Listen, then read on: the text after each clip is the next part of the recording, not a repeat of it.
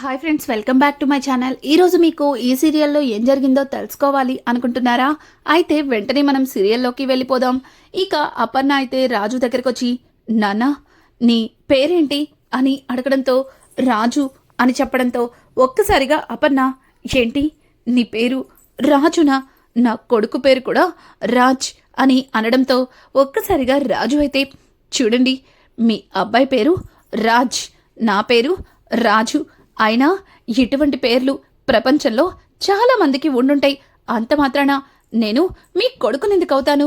అయినా మీరు మరీ జోగ్గా మాట్లాడుతున్నారు అంటూ ఇక రాజు అయితే అపర్ణతో అంటూ ఉంటే, ఇంకా పక్కన ఉన్న సుభాష్ అయితే, అది కాదు బాబు, నువ్వచ్చం మా అబ్బాయిలాగే ఉన్నావు, అందుకే అలా మాట్లాడుతున్నాం అని చెప్పడంతో, అదేంటి సార్, ఈ ప్రపంచంలో మనిషిని పోలిన మనుషులు 7 ఉంటారంటారు, అందులో నేనొకడిని కావచ్చు, అంత మాత్రాన నేను మీ అబ్బాయిని అయిపోతానా ఏంటి అని చెప్పడంతో ఇక అపర్ణ, సరేలే బాబు, మరి మీ అమ్మా నాన్న పేర్లేంటి అని అడగడంతో ఇక రాజు అయితే, అమ్మా నాన్న పేర్లు ఏదైనా తప్పుగా చెప్పాలి అని అనేలోపే ఇంకా ఇందు అయితే రాజ్ వాళ్ళ అమ్మా నాన్న పేర్లైతే చెప్పేస్తుంది. ఒక్కసారిగా వాళ్ళ పేర్లు విన్నా అపర్ణ, ఏంటి చలపతి, లక్ష్మీనా, వీళ్ళ పేర్లు అంటూ ఆలోచిస్తూ ఉండగా ఇక పక్కన ఉన్న సుభాష్ అయితే, చూడు అపర్ణ, వాళ్ళని ఎంతసేపని అలా నిలబెట్టే ఉంచేస్తావు, లోపలికి తీసుకెళ్ళు, వాళ్ళ గది చూపించు అని చెప్పడంతో, సరేనండి అంటూ ఇంకా అపర్ణ అయితే రాజు అలాగే ఇందులని ఒక గదిలోకి తీసుకెళ్తుంది. మీరు ఫ్రెష్ అవ్వండి, నేను మీకోసం స్వీట్ తీసుకొస్తాను అంటూ ఇక అపర్ణ అయితే అక్కడి నుంచి వెళ్ళిపోతుంది. ఒక్కసారిగా అపర్ణ వెళ్ళిన మరుక్షణం ఇందు అయితే డోర్ లాక్ చేసి ఇంకా రాజు వైపు చాలా కోపంగా చూస్తుంది. ఇక రాజు అయితే, ఏయ్ ఏంటి అలా డోర్ లాక్ చేసావు?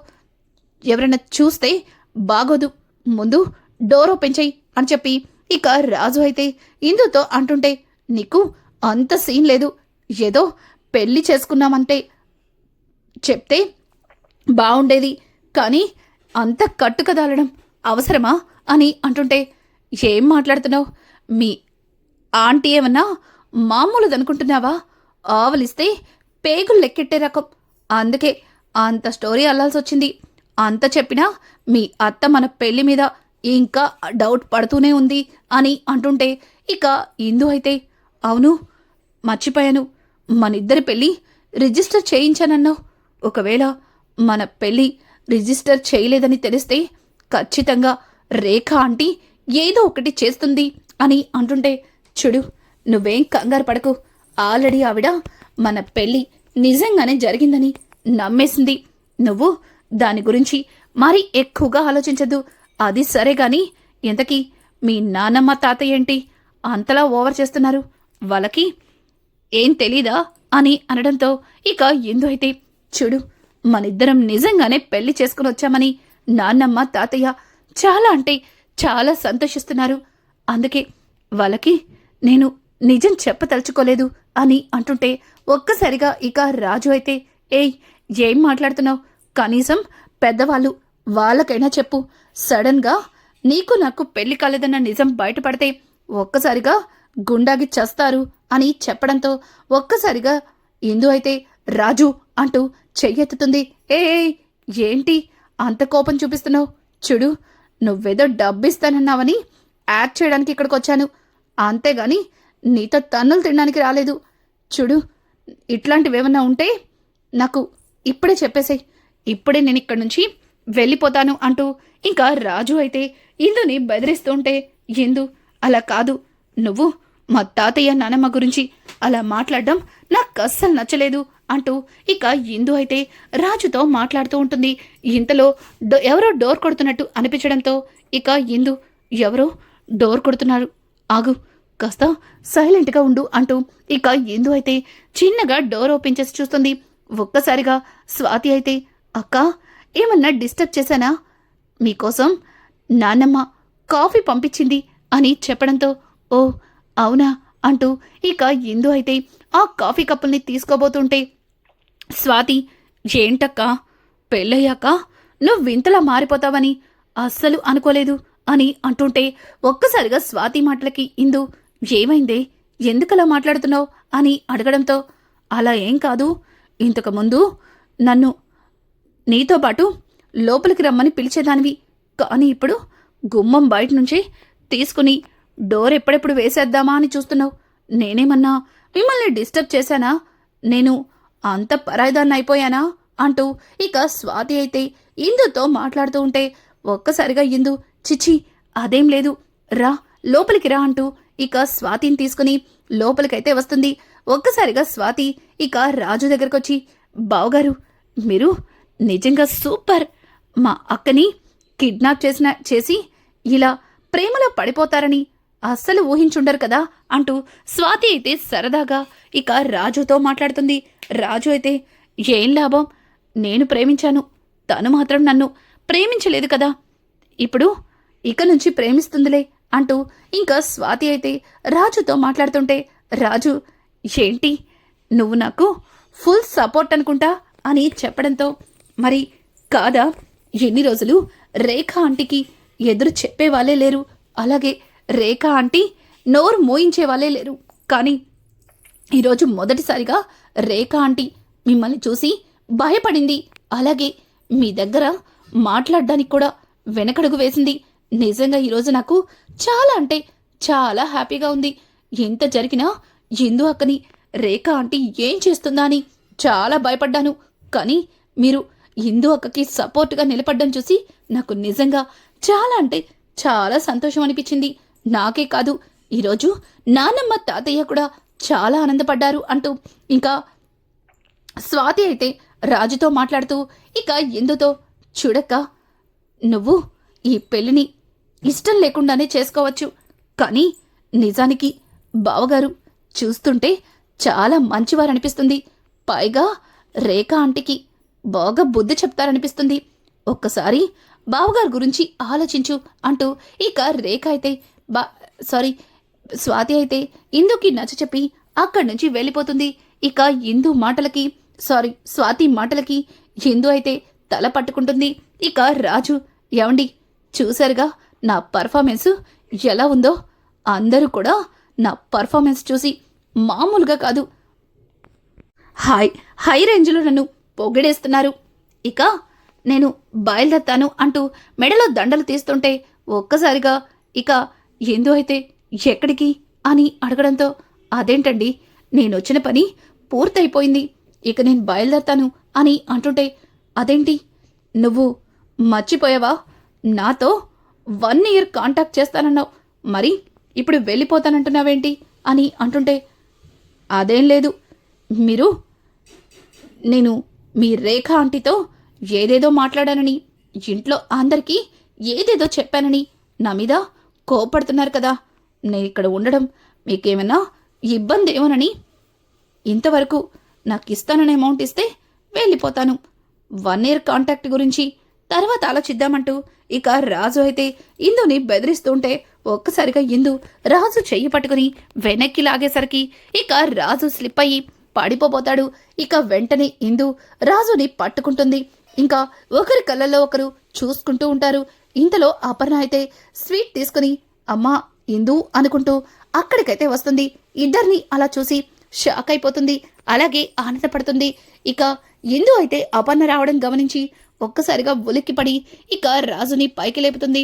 ఇంకా రాజు అయితే అమ్మమ్మగారు రండి, మీరు చూసిందంతా నిజం కాదండి, జస్ట్ నేను అలా వెళ్తూ స్లిప్ అయ్యాను, తను నన్ను పట్టుకుంది, అంతే అంతే అంతే అని అంటుంటే, ఏంటి నాయనా నువ్వు వెళుతుంటే తను పట్టుకుందా, చాలా బాగుంది అంటూ ఒక్కసారిగా ఇంకా శేషు అంటూ ఉంటే, అయ్యో మావయ్య మీరు తప్పుగా అపార్థం చేసుకుంటున్నారు, ఏదో కాల్ జారింది అంతే అని అంటుంటే, ఏంటి కాల్ జారిందా, ఆల్రెడీ నీ కాలు ముందే జారిపోయింది అంటూ ఇంకా భ్రమర కూడా మాట్లాడుతూ ఉంటే ఒక్కసారిగా ఏంటిప్పుడు, ఏంటి అందరూ కలిసి ఏమనాలనుకుంటున్నారు అని అంటుంటే, అది కాదు ఇందుతో రేఖ ఏదో మాట్లాడాలి అంటుంది, అందుకే ఇందుని పిలవాలని వచ్చాను అని చెప్పడంతో ఒక్కసారిగా ఇందు భ్రమర మాటలకి షాక్ అయిపోతుంది. అలాగే కంగారు పడిపోతుంది. ఇక పక్కన ఉన్న రాజు అయితే, పద, మీ రేఖ ఆంటీకి ఇందాక ఇచ్చింది సరిపోయినట్లేదు, మరొకసారి ఇద్దాం అంటూ రాజు ముందడుగు వేయబోతుంటే ఇక అక్కడే ఉన్న శేషు, అది కాదల్లుడు, నువ్వు ఇక్కడే ఉండు, రేఖ పిలిచింది ఇందుని మాత్రమే అంటూ ఇక శేషు అయితే రాజుని అక్కడే ఉండమని చెప్తాడు. ఇక అపర్ణ అయితే, ఏయ్, ఏం మాట్లాడుతున్నారు?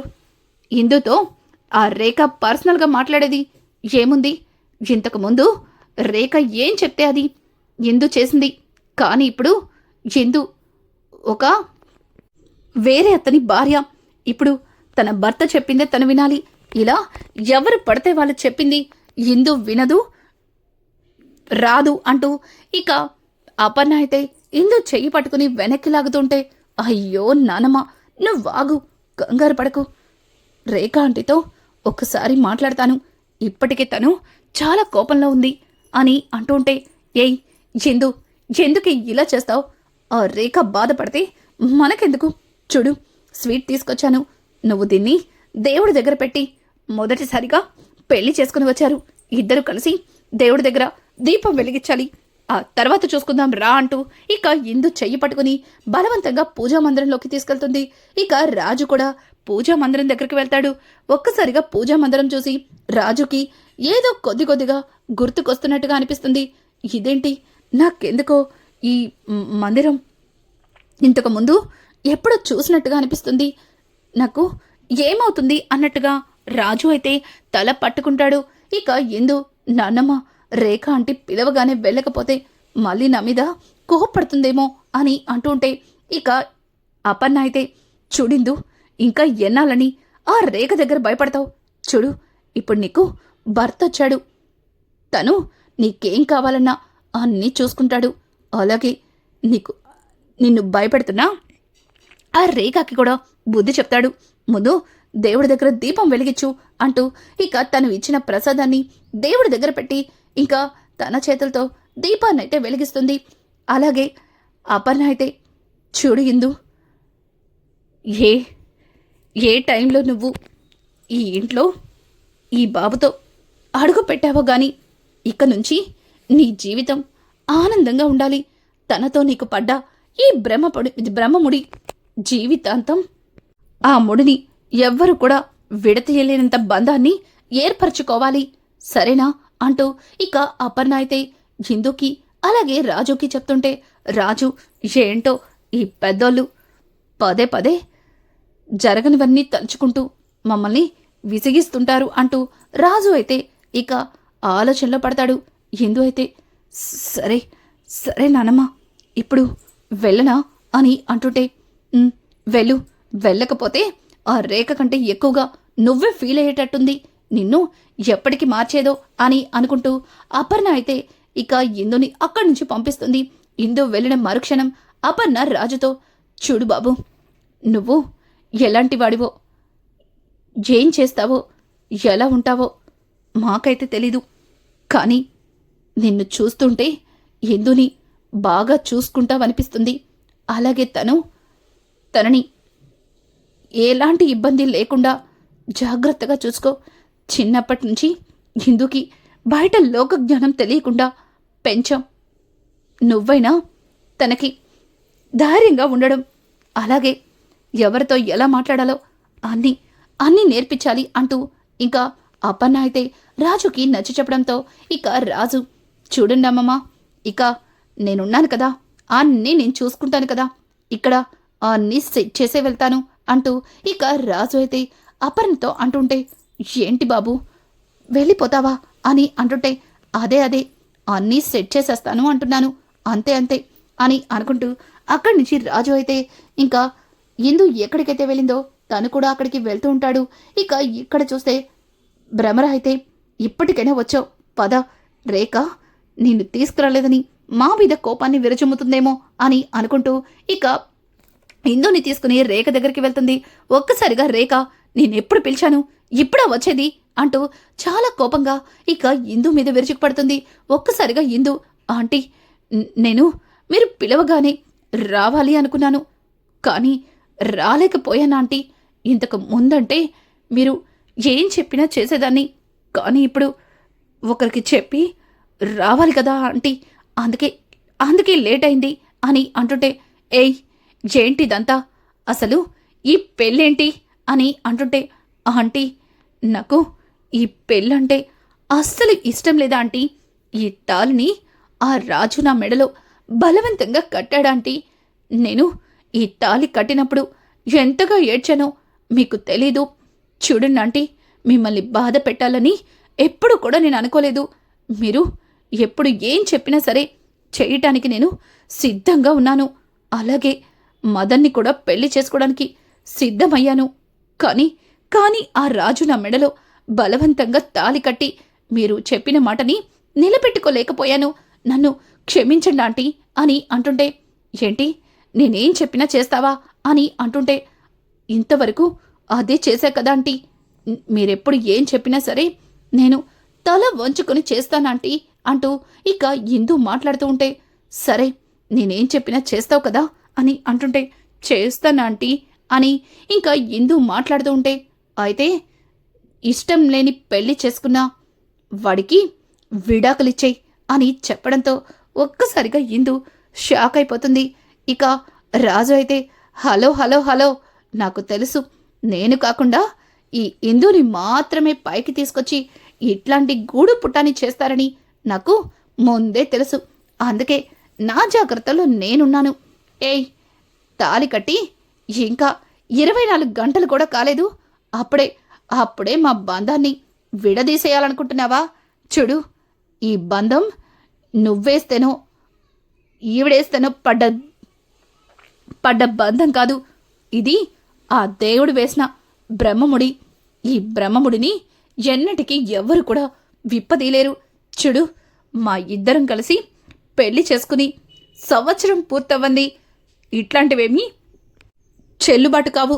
అనవసరంగా లేనిపోని ఆలోచించుకొని ఇలా పిచ్చిదానిలాగా వాగమాకు. ఏయ్ చూడిందు, నేను నీ మెడలో నీకిష్టం లేకుండానే తాళి కట్టుండొచ్చు, కానీ ఈ తాళి నేనెంతగా ఇష్టపడి కట్టానో నీకు తెలియట్లేదు. చూడు, నువ్వు ఇంతవరకు నన్ను ఒక కిడ్నాపర్లాగే చూస్తున్నావు. ఒక్కసారి అదంతా పక్కన పెట్టి నన్నుగా చూడు. ఖచ్చితంగా నువ్వు నన్ను ప్రేమిస్తావు, నన్ను భర్తగా అంగీకరిస్తావంటూ ఇక రాజు అయితే ఇందుని దగ్గరగా తీసుకుని రేఖకి, చూడండి, నేను లేని టైం చూసి నా భార్యకి ఇట్లాంటి చెత్త వాగుడంతా చెప్పారంటే తోలు తీసేస్తాను. మీకు నా సంగతి సరిగా తెలియనట్టుంది.